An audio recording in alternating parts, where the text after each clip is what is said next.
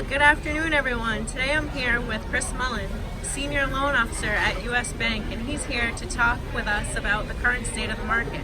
So, Chris, what would you say to those that are wondering what the market activity is looking like right now? As far as the housing market is concerned, it's kind of twofold, I guess. Banking market rates and housing market. Kind of exciting. Definitely an aggressive market out there for homes. 500 and down. It's a super aggressive market. I'm seeing a lot of multiple offer situations. Low on inventory.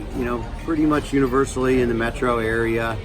So it's the higher end price point, 600 to $1 million, that we're seeing plenty of buyers, but not a lot of product on the street. So that's from the housing market perspective.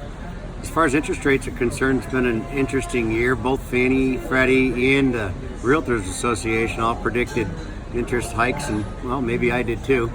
But we saw actually mortgage rates drop this year, which is pretty exciting. We got a good rally from a refinance perspective, as well as the purchase push.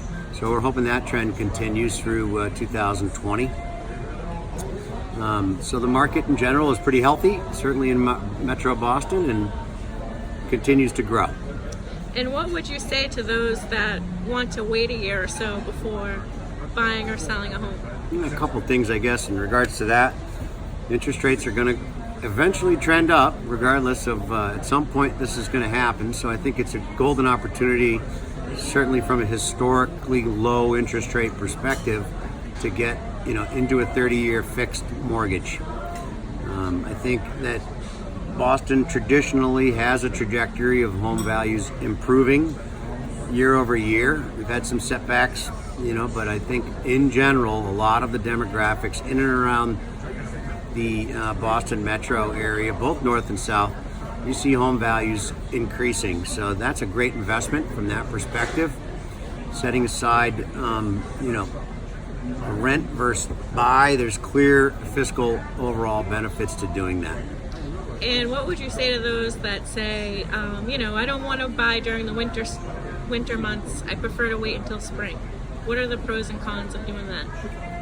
So as far as, demographically, besides being freezing cold out, setting that aside, I think you should, if you're in the hunt for housing market, you should stay in it throughout the year. There's multiple reasons why people may put a house on the market. I've seen it time and time again. It tends to slow down slightly, maybe around the holidays, but everything I've seen for the last 2 to 3 years is the market has maintained consistency throughout 12 months of the year. Great. And final question, can you explain the difference between getting pre-qualified versus pre-approved for our listeners today? Sure, that one's an important one. I've got kind of a unique, not the only bank doing it, but certainly a unique process at U.S. Bank. And what we're able to do is, right from the beginning, get your documentation through the door and actually literally underwrite the loan so that you can be in a competitive market, multiple offer situation, armed with the strongest possible way to negotiate any particular housing transaction, which would be going in with an actual loan approval, not a pre-approval, not a pre-qualification, but we would literally underwrite your loan and hand you a mortgage commitment.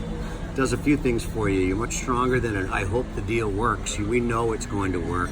And secondly, you'd be able to change your timeline and be more aggressive if need be on any particular seller and close as quickly as 2 weeks. We would simply need an appraisal, plug it in, and we could close the loan that quickly. Great. Thanks so much, Chris. And here you have it, folks. Your current state of the market. Talk to you soon.